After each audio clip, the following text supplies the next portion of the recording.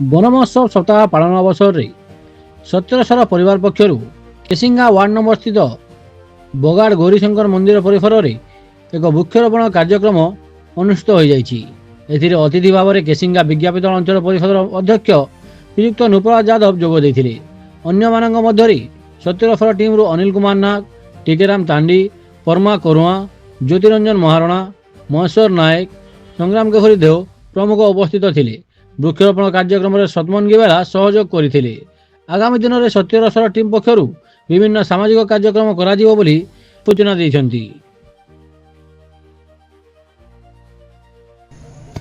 ବନ ମହୋତ୍ସବ ସପ୍ତାହ ପାଳନ ଅବସରରେ ସତ୍ୟରସର କେସିଙ୍ଗା ଟିମ୍ ତରଫରୁ ବୃକ୍ଷରୋପଣ କାର୍ଯ୍ୟକ୍ରମ ଆୟୋଜନ କରାଯାଇଛି।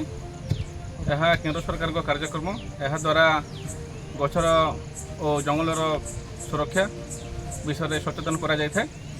ଆଉ ଏହା ମୁଖ୍ୟତଃ ଏହା ପ୍ରମୋଟ୍ କରାଯାଇଥାଏ ଆମ ପରିବେଶ ସୁରକ୍ଷା, ଯାହା ଏନଭାରନମେଣ୍ଟ କନଜରଭେସନ୍ ଓ ଟ୍ରି ପ୍ଲାଣ୍ଟେସନ୍ ଉପରେ।